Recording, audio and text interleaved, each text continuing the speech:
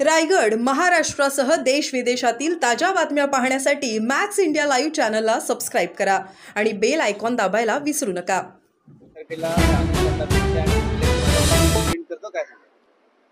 महाभारतामध्ये धृतराष्ट्र आहेत, त्यांच्या जोडीला संजय नावाचा एक इसम होता आणि त्यांना दिव्य दृष्टी होती। त्या संजयाने हे स्वतःला जर संजय समजत असतील तर त्यांनी पब्लिकच्या मनात काय आहे, स्वतःची दृष्टी काय आहे ते न पाहता सर्वसामान्य जनतेच्या मनात काय आहे याचा विचार करावा। रात्रीचा थर्रा मारतात, स्वस्तातला भांडूपच्या त्यांच्या त्या खालच्या हातभट्टीचा ते घेतात, त्याचा अंमल त्यांच्यात उतरलेला दिसत नाही आणि त्यांना स्वप्नातही एकनाथ शिंदे साहेब दिसतात आणि त्यामुळे अशा पद्धतीचे ते वक्तव्य करतायत। ते संजय वेगळे होते आणि हा संजय गांजा आणि हातभट्टीच्या नशेमध्ये असणारा हा संजय आहे। त्याच्यामुळे त्यांची ही परिस्थिती आहे आणि ते सकाळी काय लिहिलं असेल, रात्रीची उतरलेली नसेल म्हणून। मुळात ज्यांनी उद्धव ठाकरे आणि त्यांच्या नेतृत्वाखाली जो काही पक्ष आहे शिल्लक सेना, ही सोनिया गांधींकडे गहाण ठेवलेली आहे, त्यांना काय अधिकार आहे एकनाथ शिंदे साहेब यांच्यावरती बोलण्याचा? जो पक्ष, बाळासाहेबांचा पक्ष, हिंदुत्ववादी पक्ष, जो सोनिया गांधींच्याकडे त्यांनी गहाण ठेवला होता, तो बाहेर काढण्याचं काम एकनाथ शिंदे साहेबांनी केलेलं आहे। त्यामुळे शिवसेना पक्ष विसर्जन करण्याचा प्रश्नच येत नाही आणि दिवसभर अमित शहा, नरेंद्र मोदी यांच्यावर हे लोक टीका करत असतात। आणि अमित शहा साहेब काय यांना सांगायला आले होते का? बहुतेक ते जे स्वप्नी दिसे ते सकाळी गांजाच्या नशेत बोले, अशा पद्धतीने संजय राऊतांची अवस्था आहे। त्यामुळे तशा पद्धतीची वक्तव्य करतात। सावरकरांची शपथ घेण्याचं आवाहन करायचं, सावरकरांची शपथ घेऊन तुम्ही सांगा की असं काही घडलं नाही। सावरकरांची, स्वातंत्र्यवीर सावरकरांची आम्हाला शपथ घेणाऱ्यांना मला एकच सांगायचं की ज्या सावरकरांबद्दल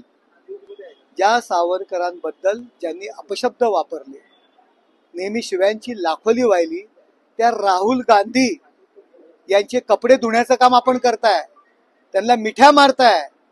आपण जाऊन त्यांच्या उंबरठ्याच्या बाहेर मला भेट देता का म्हणून आपले नेते त्यांची वाट पाहताय। तुम्हाला स्वातंत्र्यवीर सावरकरांचं नाव घेण्याचा अधिकार आहे का? आणि कुणाला आम्हाला शपथ घ्यायला लावताय? तुम्ही कोण? आपण जे राहुल गांधी आणि यांचे जे कपडे धुताय ना, ते धुत बसा, आम्हाला तुम्ही शहाणपणा शिकवण्याचं काम करू नका। मात्र मोहन भागवत हे कुंभस्नान केलं नाही, ते केल्यानंतर आम्ही पण देखील बघू, मात्र याकडे काय बोलत नाही। एक त्यांनी हे केली आहे की मोहन भागवतांनी देखील कुंभमध्ये स्नान केलं नव्हतं, तर उद्धव ठाकरेंवर का टीका करतात? हे बघा, उद्धव ठाकरे यांच्यावर आम्ही टीका केलेली नाही। उद्धव ठाकरे यांनी एकनाथ शिंदे साहेबांवर कुंभच्या स्नानावरनं टीका केली। त्यानंतर आम्हाला बोलायला लागलं की शिवसेना संपवण्याचं काम, हिंदुत्वाचे विचार संपवण्याचं काम ज्या उद्धव ठाकरेंनी केलं, त्यावेळी त्यांच्या समवेत आम्ही होतो एक नेता म्हणून। त्यामुळे त्यांनी जे काही पाप केलं ते आम्हाला धुण्यासाठी आम्हाला जावं लागलं, अशा पद्धतीने शिंदे साहेबांनी स्टेटमेंट केलं। शिंदे साहेबांनी आधीचं स्टेटमेंट केलेलं नाहीये। थर्ऱ्याच्या नशेमध्ये असलेला संजय राऊत आपण आधी माहिती घ्यावी आणि त्यानंतर टीका करावी। तर उद्धव ठाकरे गटाचा आज दौरा असेल, मेळावा असणार आहे ठाण्यामध्ये, पहिल्यांदा ते टेंबी नाक्यावरती येणार आहे, पुतळ्याला हार अर्पण करणार आहे, शक्तीस्थळावरती देखील जाणार आहे। अहो, ज्या संजय राऊत यांच्यामुळे मी आजही जाहीरपणे बोलतोय, त्यांनी नकार द्यावा की ज्या संजय राऊत यांनी लोकप्रभामध्ये जी दिघे साहेबांची मुलाखत छापली होती आणि त्या आधारे, त्यामुळे धर्मवीर आनंद दिघे साहेबांना टाळा लागला। त्यांनी दिघे साहेबांच्या पुतळ्याला हार घालण्याची भाषा करू नये। आपली योग्यता नाहीये। कायम दिघे साहेबांचा तिरस्कार या संजय राऊतांनी केला, उद्धव ठाकरे यांना करायला लावला। डॉक्टर काशीनाथ घाणेकर नाट्यगृह, या नाट्यगृहाला आम्ही धर्मवीर आनंद दिघे साहेबांचं नाव देणार होतो।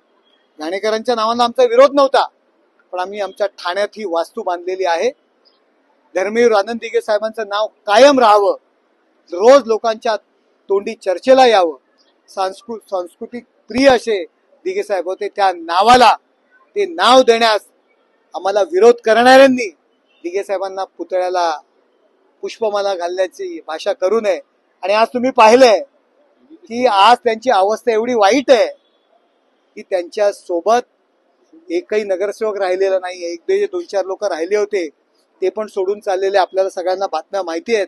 आणि तो आज मेळावा त्यांना NKT सारख्या 200 माणसं जिथे बसतात 100-150 त्या ठिकाणी त्यांना त्यांच्या पक्षाचा मेळावा घ्यावा लागतोय.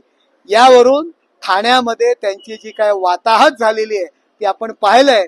लोकसभेला त्यांनी मोठं आव्हान केलं होतं, दिघे साहेबांचा खरा शिष्य कोण, दिघे साहेबांचा आशीर्वाद कुणाला.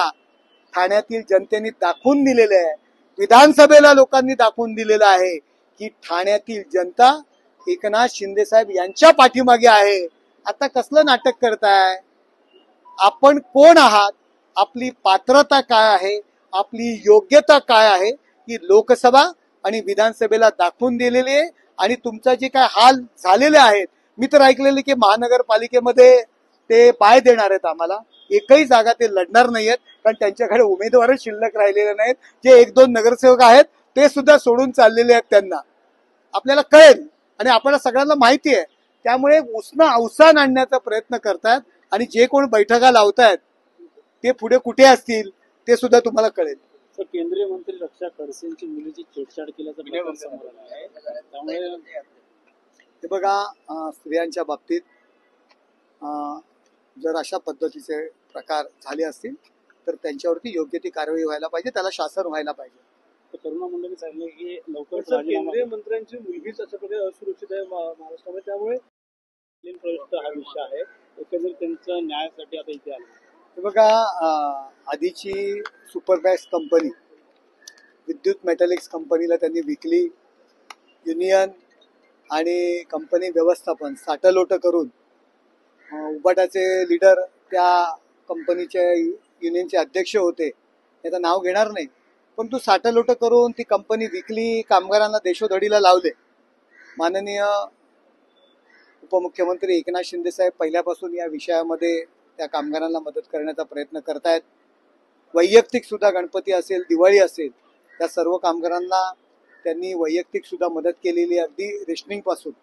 ते त्यांच्या मागण्या घेऊन आलेले आहेत. उद्या दुपारी 3 वाजता मंत्रालयामध्ये असीम गुप्ता साहेब असतील, MIDCचे अधिकारी असतील, अशा सर्वांना अशी एकत्र बैठक उद्या 3 वाजता मंत्रालयात सुद्धा एकनाथ शिंदे साहेबांनी या कंपनीचा मार्ग काढण्याकरता, कामगारांची देणी दिल्याशिवाय त्याला ऑक्शनला परवानगी द्यायची नाही, या विषयावरती बैठक लावलेली आहे.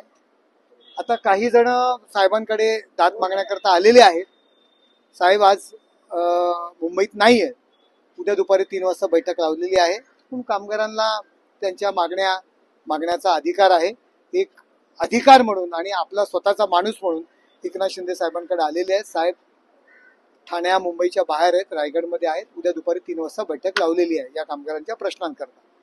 यापूर्वी देखील बैठक झाली होती पण न्याय मिळाला नव्हता असं कामगारांचं म्हणणं काय? कोर्टामध्ये ही तारीख आहे, कोर्टामध्ये ही केस आहे आणि हा सर्व वाटोळं युनियननी केलं. त्यानंतर ही सर्व मंडळी साहेबांकडे आलेली आहेत. कायदेशीर प्रक्रिया आहे, त्याकरता थोडाफार वेळ लागतोच. तर संजय राऊत म्हणतात की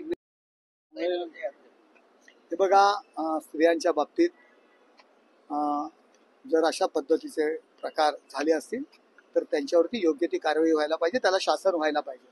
करुणा मुंडेंनी सांगितलं की लवकरच केंद्रीय मंत्र्यांची मुलगीच अशा प्रकारे असुरक्षित आहे महाराष्ट्रामध्ये, त्यामुळे सगळेच टीका करतायत. म्हणजे सगळेच हे बघा, टीकाकारांना आता आव्हाडांनी तरी ही भाषा करू नये. मी याच्याविषयी जास्त बोलत नाही. आव्हाडांनी तरी ही भाषा करू नये की महिला संरक्षण आणि याविषयी मी पुढे काही बोलत नाही, याच्यावरून तुम्ही समजा. परंतु आव्हाडांनी तरी ही भाषा करू नये.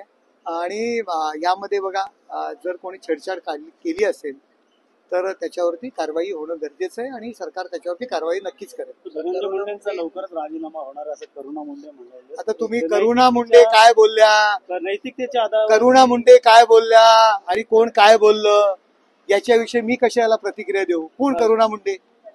कोण करुणा मुंडे? मी ओळखत नाही करुणा मुंडे कोण आहे. वाल्मिक कराड हेच मुख्य आरोपी आहेत, हे आरोपपत्रामध्ये सिद्ध झालेलं आहे. कालच CID ने आरोपपत्र दिलं. तर नैतिकतेच्या दृष्टीने राजीनामा द्यावा असं वाटतं का आपल्याला? हे बघा, तुम्ही धनंजय मुंडे आणि त्या ठिकाणच्या या नेत्यांना आपण विचारलं तर बरं होईल. मी काही ते आरोपपत्र वाचलेलं नाही आणि जो आरोपी आहे त्याच्यावरती कारवाई व्हायलाच पाहिजे. आणि कोण म्हणतं की धनंजय मुंडे जर त्याच्यामध्ये सिद्ध झाले असतील तर ते राजीनामा देतील? तुम्ही त्यांना विचारा. कोर्टाने धनंजय मुंडेचं नाव घेतलंय का? धनंजय मुंडेचं नाव घेतलं असतील तर ते राजीनामा देतील. आणि हा राष्ट्रवादीचा विषय आहे, त्याच्यामुळे आम्ही काय त्याच्यावरची प्रतिक्रिया देणार.